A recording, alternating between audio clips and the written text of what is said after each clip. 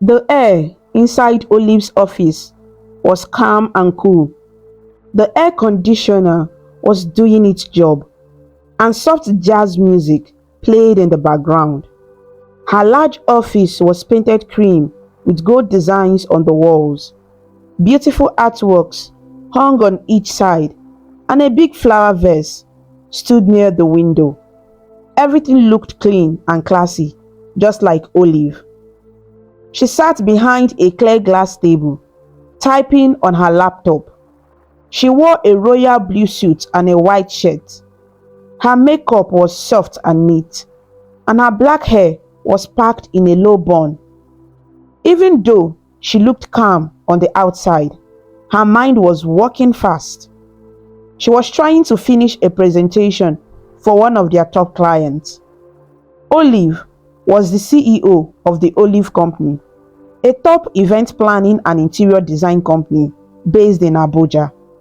Her company handled high-end weddings, corporate events, and interior design for rich homes and businesses. She had worked hard for 5 years to grow it from nothing. Now, she had a full office, many clients, and a great team. There was a knock at the door. "Come in," Olive said without looking up. Her assistant, Dalo, stepped in. She wore a black skirt and a white blouse. She was holding a paper cup and a file. "Good morning, ma," Dalo greeted. Olive looked up and gave her a light smile. "Good morning, Dalo. There is a meeting today at 12 noon with that company from Lagos, the one that wants to partner with us," Dalu said, walking forward and placing the tea on Olive's table. Olive raised an eyebrow slightly. "What's the name again?" "Crestline Events and Decor," Dalu replied. "They said they want to expand into Abuja and are hoping we can handle their northern region events." Olive leaned back in her chair and sighed. "All right, noted. These documents also need your signature," Dalu added, placing a file in front of her. Without saying much, Olive picked up her pen and signed the papers. She trusted Dalu. The girl was sharp and had been working with her for over 3 years now. "Thank you, ma," Dalu said and turned to leave. "Thanks for the tea," Olive added as she picked up the warm cup. She took a gentle sip. The tea was just the way she liked it, hot and slightly sweet. Just then, her phone rang. She looked at the screen. Her shoulders dropped a little. "Mommy calling." She sighed, placed the cup down and picked the call. "Olive, my daughter," came the cheerful voice of her mother, Patricia. "Mommy, good morning, ma," Olive said softly, already knowing where the conversation was going. "My dear, you have refused to call me. Oh, have I offended you?" Olive smiled. "No, mommy. I have been busy with work." It's always work, work, work.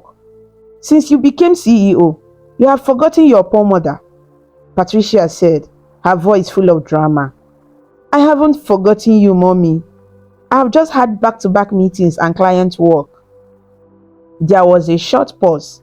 "Anyway," Patricia said, her voice changing, "what about that man I told you to bring home? Have you found someone?" Olive closed her eyes and leaned back. "Mommy, please. No, no, no. Don't please me. Olive, you are 28 years old. Don't you want to marry? Don't you want to give me a grandchild? Your father and I are waiting. Oh, I'm not avoiding marriage. I just don't have a boyfriend right now," Olive replied gently. "You don't have a boyfriend?" Patricia repeated like she had had a curse word. "Jesus is Lord. So you mean a fine girl like you, successful and everything, doesn't even have someone?" "Mommy, please calm down." "Olive, you have been working for too long. Look around you. Your mates are getting married, building homes, having babies. I want to carry my grandchild. You must find a man this year. Oh, I'm not joking." Olive laughed weakly. "Okay, mommy, I'll try." Don't just try, try well. I'm serious so. Anyway, how is business? It's going well. We have a meeting later today with a company from Lagos. They want to partner with us. Ah, that's good. Keep shining, my dear. But remember what I said, oh, Patricia said in her usual sweet mother tone. They spoke for a few more minutes before Olive ended the call. As soon as the phone dropped, she let out a long, tired sigh. Why does this woman stress me like this? She muttered to herself. Just then, the door opened and Anita walked in. She didn't bother to knock. She never did. Anita wore jeans, a yellow top, and white sneakers. Her afro was big and bouncy, and her earrings dangled as she walked in with a smile. Who gave you that look on your face? Anita asked, sitting on the couch in the office. Olive turned to her and shook her head. My mom. Anita laughed. Marriage talk? What else? Now, wow.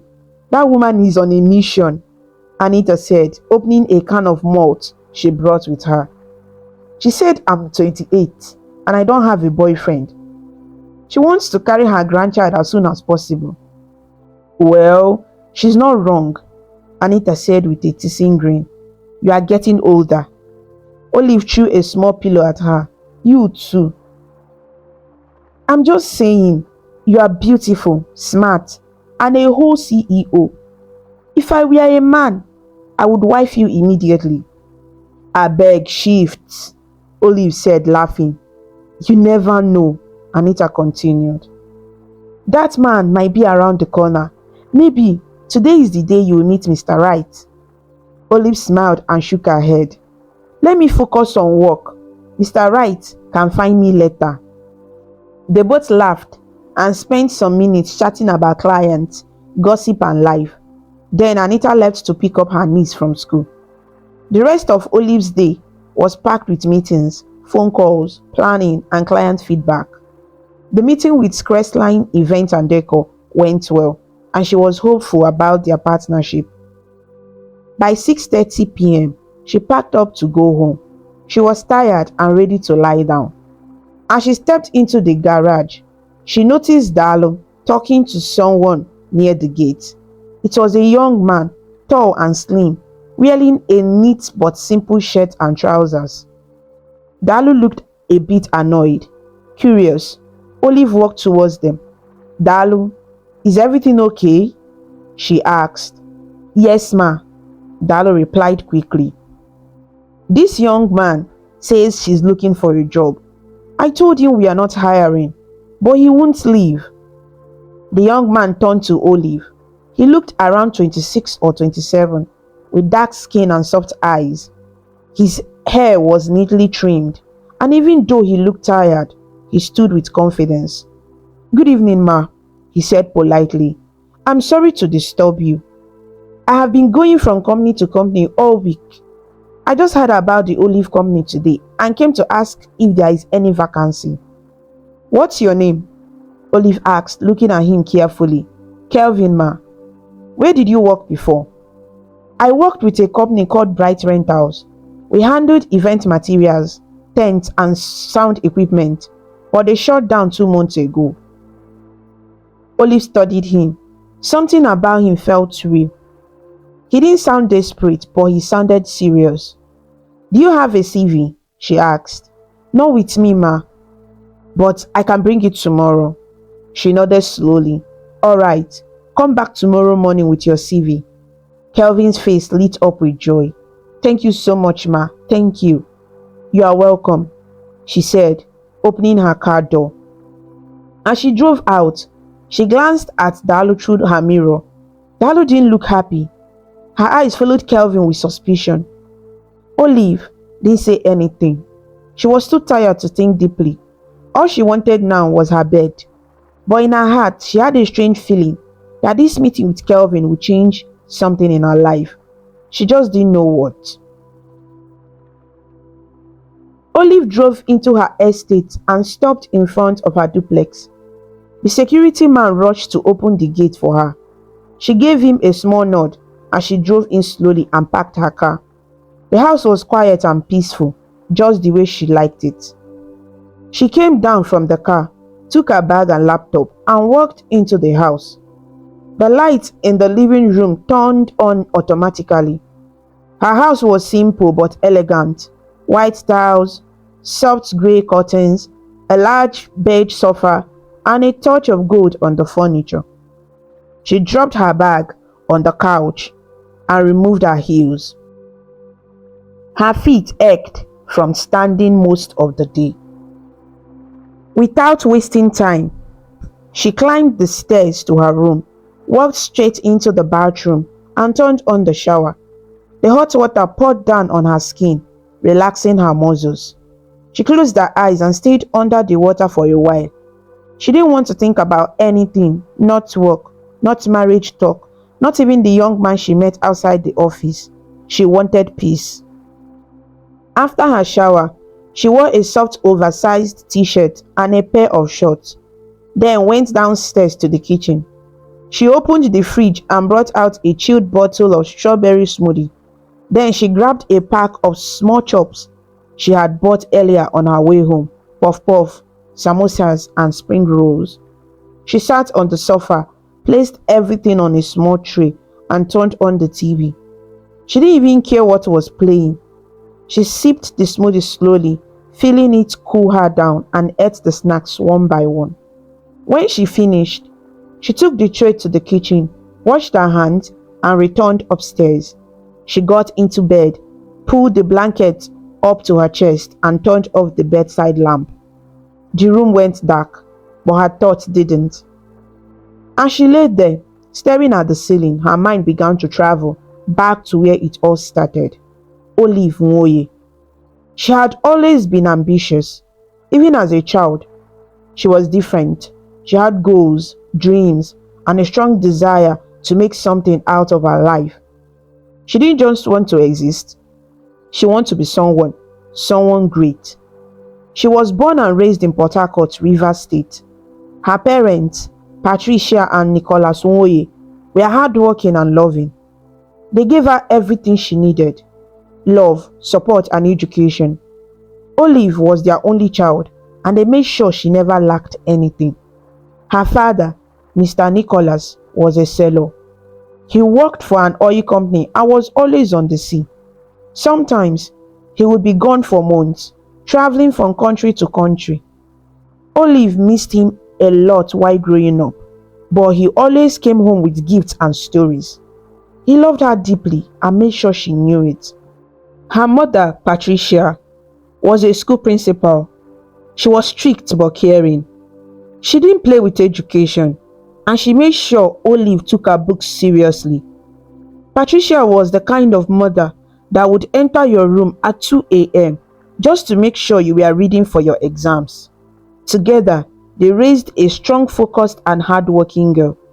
In school, Olive was always at the top of her class. She didn't play much. She loved to read, to learn new things, and to stay ahead. Her classmates used to laugh and call her bookworm. Some even called her lecturer or professor, just to make fun of her. But Olive never let their words get to her. She knew what she wanted, and she refused to be distracted. Things became even clearer for her when she got into university. She studied business administration at the University of Nigeria in Nsukka. It was there she met Anita and Sarah. They were all assigned to the same hostel during their first year, and by year 2, they decided to rent an off-campus apartment and live together. The three of them became like sisters. Anita was the funny one, always joking, always laughing, and always full of life. She made everyone feel better, no matter how hard the day had been. Sarah was quiet, but she had a strong presence. She was beautiful, tall, fair-skinned, with long straight hair and perfect skin. Guys always noticed her. Olive didn't mind. She had always believed that everyone would shine in their own way. But everything changed in year 3. That was the year Olive fell in love. His name was Clinton. He was in final year studying engineering. He was tall, dark, and intelligent. He spoke well and treated Olive like a queen. They met at a campus seminar, and from that day, they became close. He would help her with assignments, bring her food, and walk her home every evening. Olive fell hard. She believed he was the one. She introduced him to Anita and Sarah. At first, everything was fine, until it wasn't. One Saturday morning, Olive came back from class earlier than expected. She had forgotten her wallet and needed to pick it up. She opened the door to the apartment and walked in. She heard noises coming from Sarah's room. She didn't want to believe it. She didn't want to think what she was thinking, but something told her to look. And when she opened the door, she saw Clinton with Sarah. Her world fell apart. She didn't scream, she didn't cry, she just turned and walked out. That day changed everything. She moved out of the apartment the next week. Anita went with her. Since then, she and Sarah had not spoken again, not even a text. Clinton tried to explain. He said it was a mistake, that he was drunk, that he didn't mean anything. But Olive didn't want to hear it. She was done. After that, she became even more serious with her studies. She pushed harder, got better grades, and focused fully on her future. She didn't want to depend on any man. She wanted to build her own empire, her own name, her own money.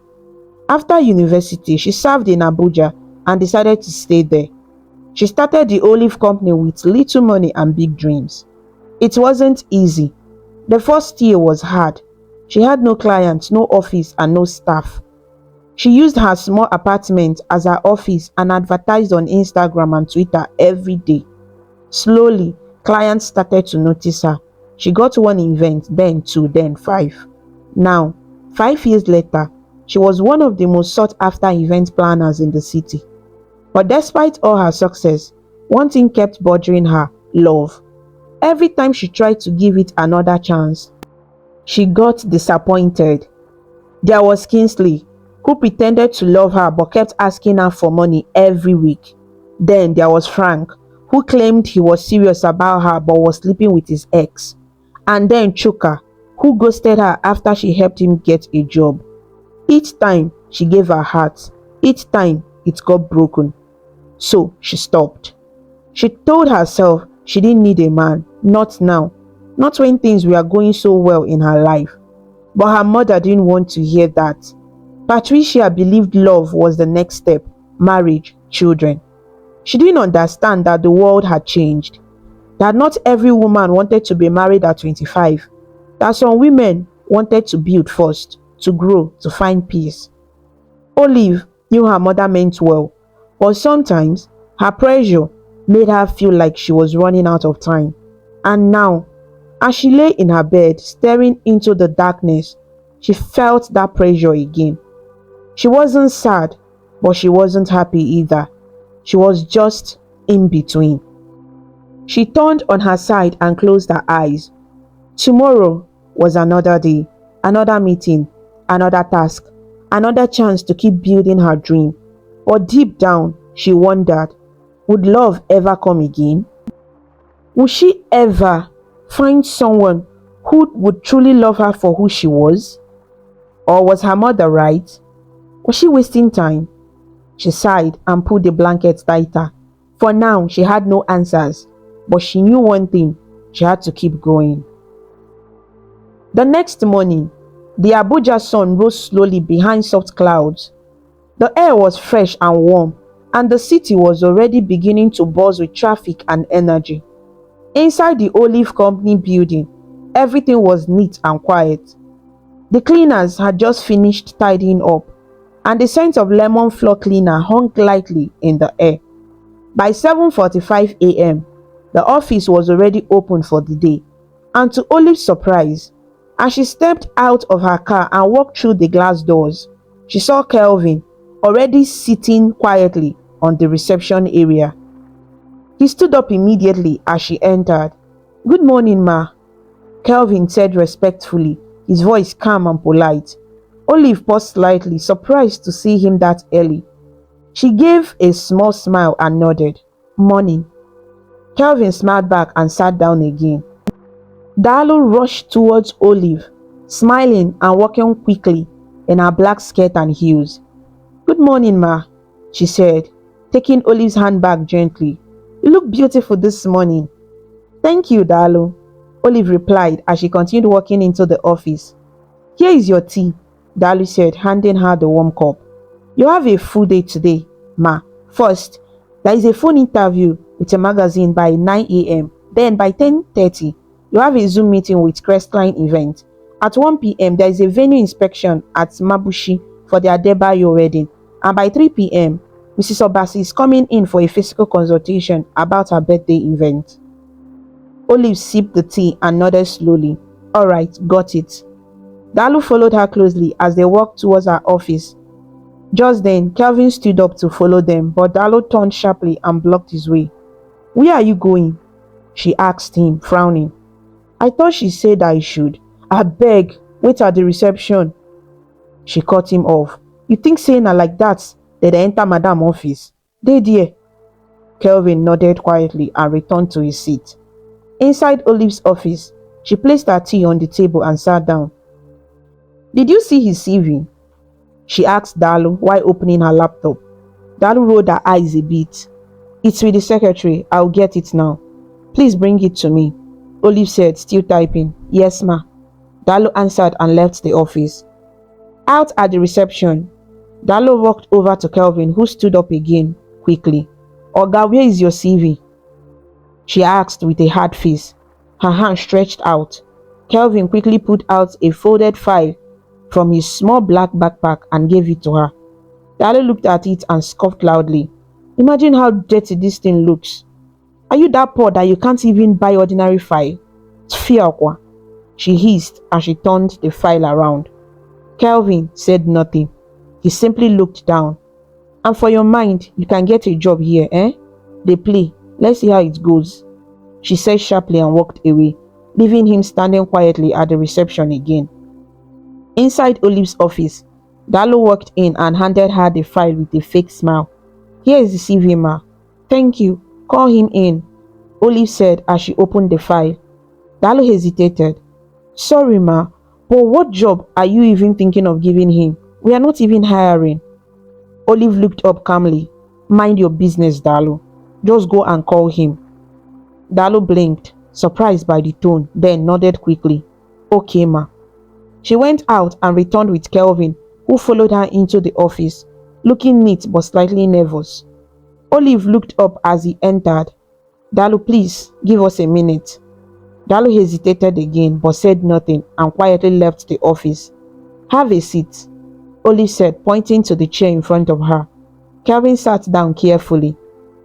Olive studied his face for a second before speaking. "I went through your CV. It's quite recommendable. You have experience with event logistics, and you also noted that you are familiar with Abuja routes." "Yes, ma," Kelvin said politely. "Very well." "Well, the thing is, all our internal positions are already filled.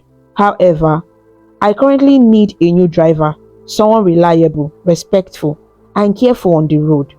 Do you think you can do that?" Kelvin's face lit up. "Yes, ma, I'll be honored." Olive smiled a little. "Good. The starting salary is 100,000 naira. If you do well, there will be increase with time." "Thank you, ma. Thank you so much," Kelvin said, almost jumping in excitement. "I promise to do my best, ma. Thank you." "When can you start?" "I can start immediately, ma." She chuckled softly. "You sure you can drive very well?" "Yes, ma. I'm a very good driver." Olive nodded, satisfied. "All right. You can start today. Go wait at the staff quarters. I will let you know when we are done for the day." "Thank you, ma," Kelvin said again, full of gratitude as he stood up. "You're welcome," she said kindly. Kelvin stepped outside, his heart full. He couldn't believe it. He had just gotten a job with one of the top event companies in Abuja. Dalo saw him coming out of Olive's office and gave him a dry smile. "So you got the job?" she asked coldly. Kelvin didn't answer. He just looked away and walked past her quietly. He found his way to the staff waiting area, sat down on a plastic chair, and let out a deep breath. He felt like something in his life had just shifted. He brought out his small Nokia touch phone from his pocket and dialed a number. "Hello," the voice answered. "Toby, my guy," Kelvin said, smiling. "K-boy, where you dey now?" Toby asked excitedly. "You no go believe am. I don get job oh." "Wait, for real?" Toby shouted. "Yes now. Dat company wey I tell you say I go try, the olive company. The CEO don employ me. I go dey drive her around. 100K per month." "Hey God, Baba, you don blow." Kelvin laughed. "I swear, I never see this kind kindness before. She just talked to me like say I matter. I feel respected, bro. Guy, I happy for you, die.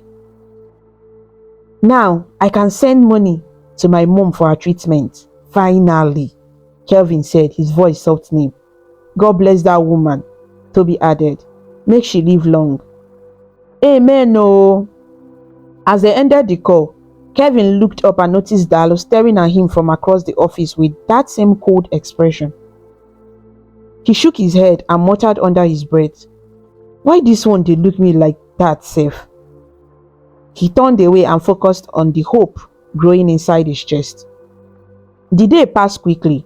Kelvin remained in the staff waiting area, mostly quiet, only speaking when spoken to. He didn't want to do too much. He didn't want to be seen as overstepping. At exactly 6:30 p.m., Dalu came to call him. "Madam is ready to go," she said flatly, then turned around. Kelvin followed her immediately. He met Olive, already standing outside holding her handbag. She handed him the car keys gently. He took them carefully. "Let's go," she said. As he tried to take her bag, she stopped him. "No need, I can handle it." He nodded, opened the car door for her, and waited until she was seated before going around to the driver's side. The drive home was silent but not uncomfortable. Olive was scrolling through her phone, answering a few emails while Kelvin focused on the road. He drove smoothly, not rushing, and obeyed traffic rules. Every now and then, Olive would glance at him through the mirror. He looked focused, humble, and thankful. When they got to her house, he parked carefully and turned off the engine. "Thank you," she said, stepping out of the car. He quickly came around and gave her the car keys. "Thank you so much, ma, for everything." As he turned to leave, Olive called out softly, "Wait." He stopped and turned. She reached into her bag and brought out a crisp 5,000 naira note. "Here, for transport," she said. Kelvin blinked in surprise. "Ma, thank you. God bless you. I really appreciate this." "You are welcome. See you tomorrow, Kelvin." He smiled deeply and left, feeling like his whole life was turning around. Back at his small apartment, which he shared with his best friend Toby, Kelvin burst through the door. "Guy, I don't arrive oh." Toby jumped up from the bed. "Omo, how you go?" Kelvin dropped his small backpack and pulled out a takeaway nylon bag. "See this one first," he said, bringing out 2 plates of jollof rice. Toby's eyes widened. "Na wetin be this?" "Omo, na big madam food oh." "Well, she gave me 5,000 naira. I say make I use am flex small." They sat down to eat, laughing, sharing food, and talking about everything that had happened. For the first time in a long while, Kelvin felt like he was finally going to be okay. The sun had barely risen when Olive stepped out of her bathroom in a white robe, towel wrapped around her head, and her phone in hand. She had just finished her shower, and her skin glowed softly in the morning light that filtered through the blinds. It was 6:45 a.m. She checked her wristwatch again, then glanced outside the window. No sign of Kelvin. Her brows furrowed slightly. She didn't like waiting. Time to her was very important, especially for someone who had built her company from the ground up. Discipline was everything. By 6:55, she was already dressed in a cream-colored dress with gold buttons down the side. Her makeup was clean and light, her hair packed into a low ponytail. She looked elegant as always. She picked up her bag, phone, and car key walked out of the house, and locked the door behind her. She gave one last glance around, hoping to see Kelvin walk in from the gate. Still, no sign of him. She rolled her eyes, opened her car door, and got in. Maybe he's not ready for the job after all, she muttered, reversing out of her driveway. By the time Olive arrived at the Olive Company office, her face was calm, but her mind wasn't. She had expected Kelvin to be there. At least he should have called or texted. "Good morning, ma." Darlow greeted her with a bright smile, rushing to take her handbag as usual. "Good morning," Olive replied flatly, handing the bag over. Darlow glanced behind her and noticed that Kelvin wasn't with her. "Where is your driver, ma?" she asked with a mischievous smile hiding under her words. Olive sighed and walked towards her office. "It seems he's not ready to work. Let's see how long he lasts." Darlow smiled but didn't say anything. She just nodded and followed Olive to her office with her usual cup of tea. 15 minutes later, the glass door to the office opened and Kelvin ran in, breathing heavily. His shirt was untucked, and small drops of sweat were visible on his forehead. He looked worried and embarrassed. As he made his way past the front desk, Darlow stepped right into his path and folded her arms. "You better be ready to lose this job," she hissed. "Poor man like you can't even keep time. What kind of nonsense is that?" Kelvin didn't respond. He didn't want trouble. He walked past her and went straight to Olive's office, adjusting his shirt as he moved. He knocked once and opened the door slowly. Olive didn't even look up from her laptop. "Good morning, ma," Kelvin said, his voice low and careful. She didn't reply. I can explain, ma." Olive looked up at him sharply. "Kelvin, let me ask you something. Are you ready for this job, or should I give it to someone else?" Kelvin stood still for a second, unsure what to say. Then he stepped forward. "Ma, I need this job more than anything else. I swear it won't happen again." "You are lucky I haven't replaced you already," Olive said firmly. "Don't ever repeat what you did today. I value time. You are my driver, not my boss." "Yes, ma, I'm truly sorry," Kelvin said, bowing his head slightly. Olive waved her hand towards the door. "You can go." He turned and left the office quietly. Outside, Darlow saw him coming and raised an eyebrow with a smile. "Still have your job?" she asked mockingly. Kelvin ignored her and walked back to the staff waiting area. He sat down quietly, his hands in his lap, head slightly bowed. After a few minutes, he brought out his small Nokia phone and called Toby. "Hello, Toby, it's me. Guy, how far? Wetin happen?" "I reached work late," Kelvin said, his voice low. "Madam dey vex. She no even let me talk at first." Toby sighed. "Guy, I swear I be wan wake you. We both of us slept. This our no light apartment and no fan, na real punishment." "I feel bad," Kelvin said. "This job means a lot to me." "Don't worry," Toby replied. "From today, we go dey set alarm for 5 a.m. sharp. I go even use 2 phones to ring at once. You no go miss again." Kelvin gave a small laugh. "Thanks, bro. You go win this one. No let one mistake spoil everything. That woman wey give you 5K on the first day no be wicked person." "You are right," Kelvin replied. "Now, go face your work. When you come back house, we go gist." "Alright, later." That afternoon, Olive sent for Kelvin through Darlow. She said you should go and get food for her, Darlow announced. "You know that restaurant she likes? Messing Kitchen." "Yes, I know it," Kelvin said, standing up quietly and adjusting his shirt. "Better hurry," Darlow added, rolling her eyes, "before you miss that one too." Kelvin left quietly. He got to the restaurant, picked up Olive's usual order, a grilled chicken sandwich, coleslaw and chilled zobo, and rushed back to the office. When he returned, he knocked slightly and stepped into the office. Olive wasn't alone. Anita was sitting on the couch, sipping a bottle of water.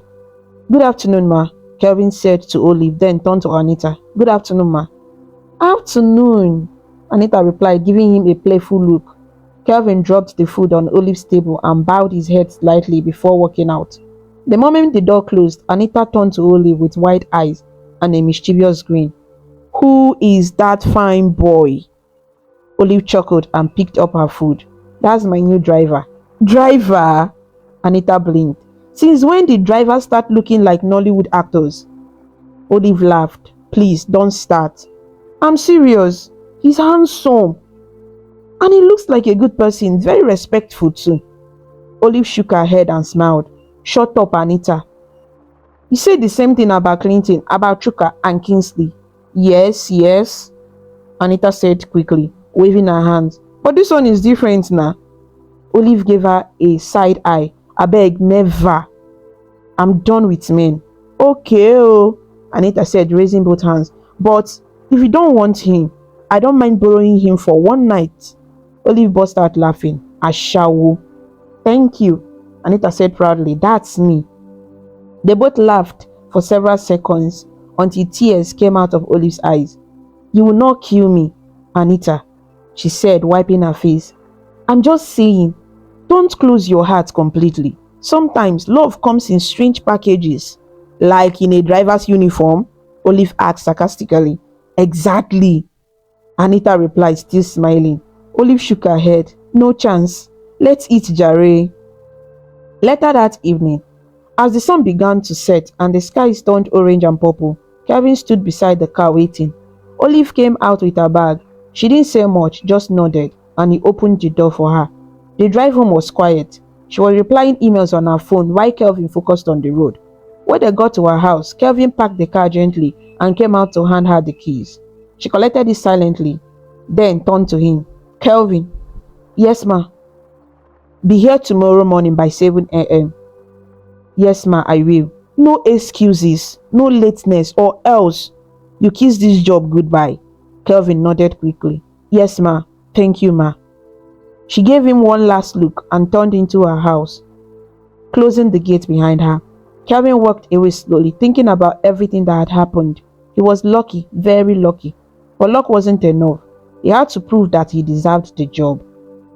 At home, the air was warm as Kelvin entered the room he shared with Toby. The light was dim, and a small rechargeable lamp stood on the table. Toby sat on the floor eating eba with okra soup. Kelvin dropped his bag and collapsed on the bed. How you go? Toby asked. Kelvin smiled tiredly. Madam sent me to buy food. I saw her friend too. Friend? Who? One woman like that. She fine, sha. But the way she look me, Kelvin laughed. Like say I be fresh meat. Toby burst out laughing. You know, serious. Kelvin told him everything. How Olive scolded him in the morning, how she gave him another chance, and how he narrowly escaped losing the job. Toby shook his head. You see am now? This job will change your life. Just take am seriously. I will, Kelvin said, stretching out on the bed. They ate, laughed, and gisted until the generator outside finally came on and the fan began to spin. Kelvin looked at the small alarm clock on the table. Tomorrow, 5 a.m., I must wake up.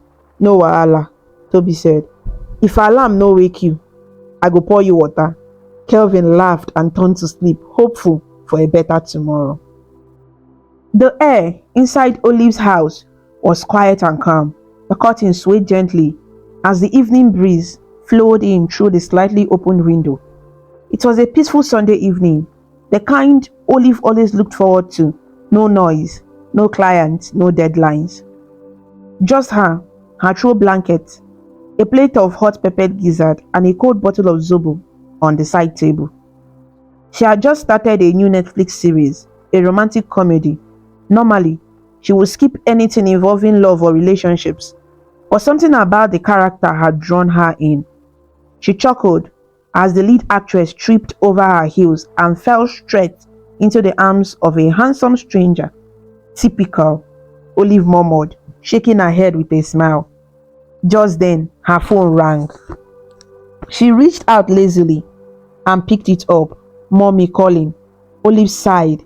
This woman again. She paused the movie and picked the call. Olive, my baby. Her mother's cheerful voice filled the phone. Mommy, good evening. How are you now? It's like I don't have a daughter again. No. You don't call, you don't text. Mommy, I'm sorry, Olive said. Work has been so much lately. Hmm, that's what you always say, Patricia replied. Anyway, let me go straight to the point. I just want to know if you have found a man. No long talk. Olive froze. She looked around the living room as if someone else was there to answer for her. Her eyes went to the TV, then back to the phone. Her mouth opened slightly, and before she knew it, the words left her lips. Yes, mommy, I have. Patricia screamed in joy. Ah! Praise the Lord! Finally, Olive! I knew it! I knew my fasting and prayers would work. Olive winced, pulling the phone slightly away from her ear. She couldn't believe she just said that. Who is he? What's his name? Where is he from? Her mother fired questions like bullets. Olive panicked. She blinked. Her eyes darted around the room, and then her gaze landed on her car key on the table. The name slipped out again before she could stop it. Kelvin. Kelvin?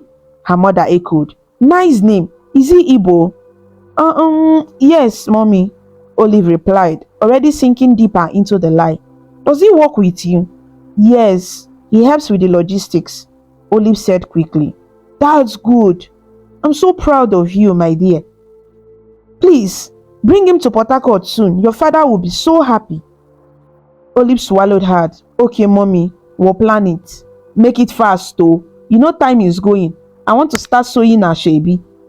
Olive laughed weakly. Bye, mommy. I'll call you tomorrow. All right, my dear, Patricia said and ended the call with laughter.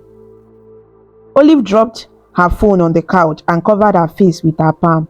Oh my God, what have I done? She muttered. She picked up her phone again and called Anita. Babes, Anita answered. What's up? Anita, I have messed up, Olive said. Talk to me, what happened? My mom called and asked about the man's situation, and I told her yes. Anita screamed. Wait, what? You said yes? And guess what name I gave her? Don't tell me it's Kelvin. Olive groaned. It's Kelvin. Anita burst into laughter. Olive, Jesus, are you serious? I don't even know why I said it. I just wanted her to stop pressuring me. And now she thinks I'm bringing him to Port Harcourt soon. Anita laughed even harder. This one don't pass you, Madam CEO don't cast. It's not funny. Wait though, Anita said between giggles. What if she's serious? What if she start planning engagement? Olive shook her head. I'm not going to Port Harcourt anytime soon. I will keep dodging. Anita laughed again. You are mad. But honestly, this is hilarious. I feel bad. I lied to my mom about my driver. This is just crazy. Relax, Anita said. It's not like you told her you are pregnant. Just a small white lie. They both laughed together. The week started as usual. Monday morning, Olive dressed sharply in a fitted green suit and nude heels. By exactly 6:55 a.m., Kelvin's knock came on the gate. She checked the clock and gave a small nod of approval. He was learning. She opened the gate and handed him the car keys. Morning. Good morning, ma. The drive to the office was quiet but peaceful. Olive was in a good mood, and Kelvin, as usual, kept things professional. At work, everything ran smoothly. Kelvin did his job diligently. He picked and dropped Olive for meetings, helped carry event samples, and even made sure her car was washed every morning before she came out. He avoided Dalu, who still gave him side glances and didn't hide her dislike, but Kelvin stayed focused. He knew why he was there. Weeks passed, then a month. At the end of the month, Olive called Kelvin into her office. You have done well this month, she said, handing him an envelope. Your salary, 100,000 naira as promised. Kelvin's eyes widened. Thank you, ma. Thank you so much. He held the envelope like it was made of gold. That night, back at the apartment, Kelvin sat with Toby. Omo, first salary don't land, he said, opening the envelope slowly. See as you dey smile like say you win lottery. Toby teased. I go send money to mama tomorrow morning, Kelvin said, counting the note carefully. At least she can start treatment. You don't try, bro, Toby said, slapping his back gently. Kelvin smiled. Things dey balance small. He used the money wisely. He sent 60,000 naira to his mother, paid rent with 15,000 naira, gave Toby 10,000 naira for house support, and kept 15,000 naira for himself. He bought foodstuffs, added a second alarm clock to their room, and even gave the security man at the olive company a small change. Life was beginning to make sense again. As for Olive, she kept pushing herself harder. She had 3 weddings booked for the coming month, 2 interior design clients, and a proposal meeting with Crestline Events for a nationwide partnership. She hardly had time to breathe. Every day felt like a marathon: meetings, designs, presentations, phone calls. Sometimes she would see her phone ringing and look away. It would be her mother or her father. Mr. Nicholas had started calling more often too, though he was usually away on duty at sea. When she picked up, the first thing he asked was, "So when are we meeting this young man?" She would laugh it off, say, "Soon," and then quickly say she had a meeting. Other times, she just pressed decline and promised herself she would call back later, but never did. The guilt stayed with her. She didn't like lying, but she didn't want to keep explaining why she was single, why love had become a sore topic, why her heart still had bruises that hadn't healed. And honestly, she didn't know what to do about Kelvin. He was just her driver. That's what she kept telling herself. But sometimes, just sometimes, she would watch him through the mirror as he drove and wonder, what if? But the thought was always pushed away. She wasn't ready to open her heart again. Not now, not after all the pain. One Friday evening, as they were driving home, Olive finally asked him a question she hadn't planned to. "Do you have any family here in Abuja?" Kelvin looked at her through the mirror. "No, ma. Just my friend Toby. He's like a brother." "Your parents?" "My dad is late," he said. "My mom is in the village. She's sick." Olive went quiet for a few seconds. "I'm sorry to hear that," she said softly. "Thank you, ma." That was all. No extra talk, no emotions, just a quiet, respectful silence. And in that silence, something shifted between them. Something Olive wasn't ready to name.